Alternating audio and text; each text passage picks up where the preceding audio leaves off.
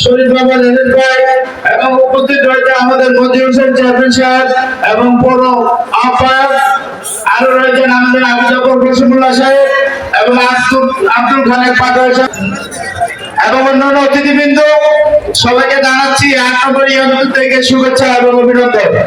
প্রিয় উপস্থিতি, আজকে আসলে আমি সৌভাগ্য, গতকালকে পরশু রাত্রে আমার ভাই মারা গেছে কাদিম কাজী সাহেব, তারপরে এখানে এসেছি।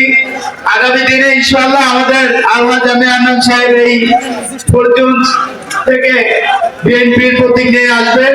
আমরা ইনশাআল্লাহ ওনার বিজয় নিশ্চিত করব এবং আমরা ইনশাআল্লাহ সবাই একত্রিত ভাবে কাজ করে বিজয়ের জন্য চেষ্টা করবো। এই বলে এখানে বিদায়। আসসালামু আলাইকুম ওয়া রাহমাতুল্লাহ।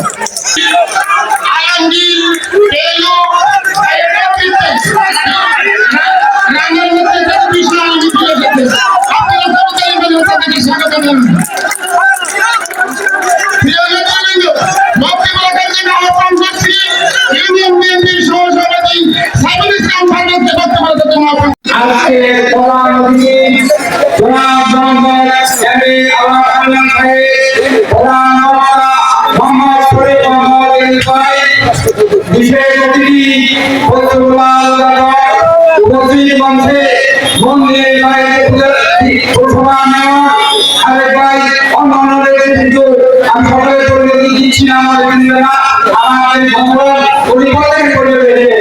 আমি একবার বলতে চাই, এই সরকারের বাড়িতে ১৭ বছর আমরা বলতে পারি নাই, কোন জায়গায় দুজন একটা বলতে জমি ফেলে বলতে হইল না, বিজ্ঞাপন করে এই করতে আজকে আমরা মুক্ত বাড়ছে হাজার হাজার লোক একজন জমি একটা বলতে পারি। এটা আমার সবচেয়ে বড় চাওয়া।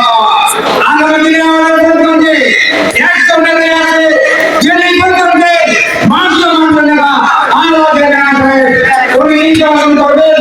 আমরা প্রত্যেকে বলতে চাই নির্বাচিত করাকে করবো। এই আমি আমার বক্তব্যের ওনাদের বাংলাদেশ জিন্দাবাদ।